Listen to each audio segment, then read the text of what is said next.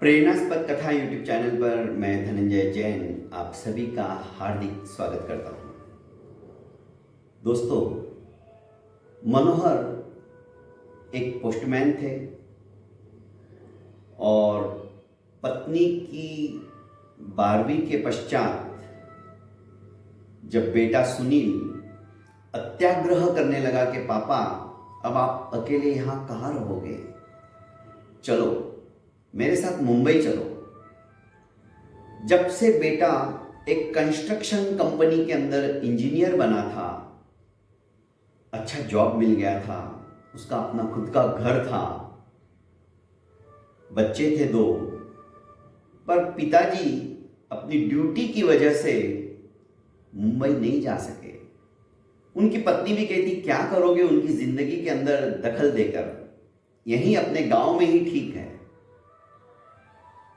पर जब पत्नी का देहावसान हो गया,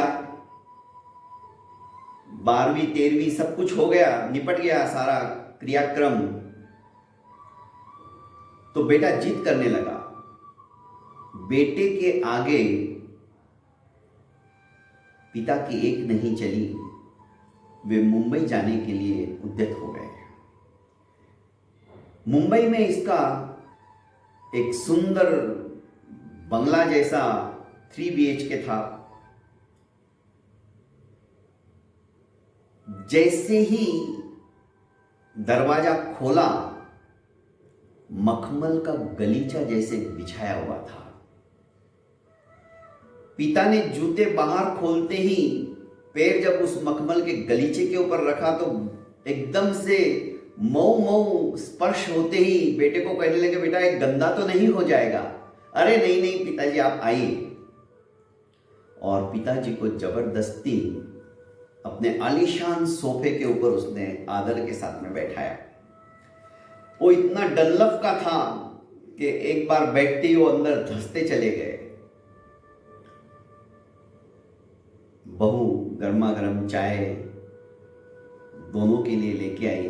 पिता पुत्र ने चाय पी, पर पत्नी ने पहले ही कह दिया था तुम तुम्हारे पिताजी को लेकर तो आ रहे हो, पर मैं शहर में पढ़ी लिखी हूं, मैं उनकी सेवा शुश्रूषा करने के लिए यहां नहीं हूं। मुझे नौकरानी समझने की गलती कभी भी मत करना, स्पष्ट हिदायत दे दी थी। यह बात सुनील अच्छी तरह से जानता था, इसलिए उसने कहा चलो पिताजी मैं तुम्हें अपना घर बता देता हूं। हाँ हाँ बेटा चलो देखते हैं। जहां पर हमने चाय पी वो लॉबी थी। इसके पश्चात ये किचन है, किचन में लेके गया। किचन भी बहुत साफ सुथरा। किचन के पास ही एक स्टोर रूम था बड़ा, जिसमें अन्न धान्य रखा जाता था, भंडार था अनाज का। पूरे साल भर में जो जो अनाज लगता है वो इस भंडार गृह के अंदर हम रखते हैं। उसके पश्चात लाया, ये गेस्ट रूम है, कोई मेहमान आ गए तो उनको उठने बैठने सोने के लिए उनका एक स्पेशल रूम रखा है। इधर आइए, ये बच्चों का रूम है। यहाँ पर बच्चे पढ़ते हैं, खेल कूद के बाद थक जाते तो सो जाते हैं। क्यों? बच्चे माँ बाप के पास नहीं रहते हैं, माँ बाप के पास ही रहते, पर ये शहर है बाबूजी। सिटी के अंदर बचपन से ही इनको अलग रहने की आदत डाल दी जाती है। खैर, छोटा सा एक और कमरा देखकर पिताजी ने कहा ये क्या है? पिताजी ये पालतू जानवरों को रखने के लिए कमरा है। कुत्ता वगैरह यदि हमारे घर में आ गया, हमने रखा उसको, तो उसको यहाँ पर बांध कर हम रख देते हैं, पर अभी तक हमने कुत्ता खरीदा नहीं है। चलो आपको मैं ऊपर लेके चलता हूँ। अपना भी बेडरूम बताया।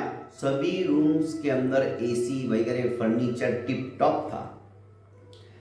अपना बेडरूम बताते हुए उसने नीचे ही कहा कि पिताजी यहाँ आपकी बहू और मैं रहता हूँ, मैं सोता हूँ। चलो अभी मैं आपको ऊपर भी बता देता हूँ।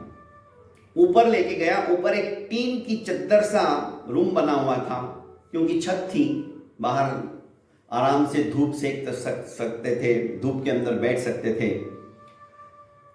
वहीं पर एक लेटरिन बाथरूम भी था, पर वहां पे कबाड़ा भरा हुआ था। एक तरफ चारपाई लगी हुई थी और चारपाई के ऊपर ही बाबूजी का सामान का थैला रखा हुआ था, बाबूजी की बैग रखी हुई थी। उसने कहा, बाबूजी ये कबाड़ खाना है, पूरे साल भर में जो चीज टूट फूट जाती है उसको इकट्ठा करके हम यहाँ पर डाल देते हैं और साल भर में दिवाली के पहले पहले इसे बेच देते हैं, वापस ये रूम साफ हो जाता है। ऊपर ही लेटरिन बाथरूम है। बाबूजी बाहर देखने लगे, जब तक तो सुनील गायब। अपने बैग की तरफ उन्होंने देखा और सोच लिया, बच्चों के लिए अलग रूम, गेस्ट रूम, कोई मेहमान आ गया तो, और मुझे यहां पे लाके पटक दिया, मेरी बैग यहां पर। बाबूजी को चैन नहीं आया। सोचने लगी थी, सुनील की मां सही कह रही थी, उनकी जिंदगी के अंदर दखल अंदाजी मत करो, मत जाओ। शहर में जाने के बाद बच्चों का क्या होता है राम ही जाने।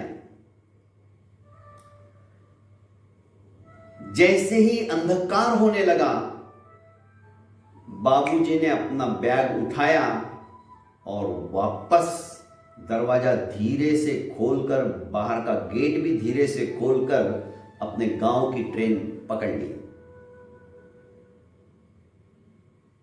जब सुनील ऊपर खाना खाने के समय में बुलाने को आता है तो वहां तो बाबूजी दिखते ही नहीं, ना ही उनका बैग दिखता है। वो समझ गया बाबूजी स्वाभिमानी है। पत्नी के कहने के अनुसार मैंने कर तो दिया, पर मेरा मन नहीं मान रहा था। पर अब बाबूजी को तो मैं जिंदगी में मुंह भी नहीं दिखा सकता हूं। खैर, कहानी कहने के पीछे आशय दोस्तों, बचपन से यदि हम बच्चों को संस्कार देंगे, चाहे फिर कैसी भी बहू क्यों ना आ जाए घर में, यदि हमारे संस्कार मजबूत है तो लोगों को यह कहने का मौका नहीं मिलेगा कि बुढ़ापे में लड़के ने अपने माँ बाप को वृद्धाश्रम में रख दिया। वृद्धाश्रम में रखने वाला सिर्फ अपने बेटे नहीं होते हैं, बेटों के पीछे छुपी हुई ये बहुएं होती है, उनको भी दोष देना चाहिए। हम सिर्फ बच्चों को दोष देते हैं। खैर, दोष तो हमारे संस्कारों का भी है। हम बचपन में उनको जो संस्कार देने चाहिए वो संस्कार देते ही नहीं है और अपेक्षा करते कि बच्चे हमारी बुढ़ापे में सेवा करें। अरे कहां से सेवा करेंगे दोस्तों। छोटी छोटी कहानियां जरूर है, पर ये बहुत कुछ प्रेरणा देकर जाती है। हम अपने बच्चों को आधा घंटा सही लेकर बैठे, उन्हें अच्छी अच्छी कहानियां सुनाएं, अच्छे संस्कारों के बीजों का बीजारोपण हम बाल्यावस्था से ही करें तो शायद उनकी भी जिंदगी संवर जाएगी और बुढ़ापा हमारा भी संवर जाएगा। बहुत बहुत धन्यवाद दोस्तों। मेरी कहानी आपको अच्छी लगती है तो चैनल को लाइक कीजिए, सब्सक्राइब कीजिए और ज़्यादा से ज़्यादा फॉरवर्ड कीजिए। प्रणाम।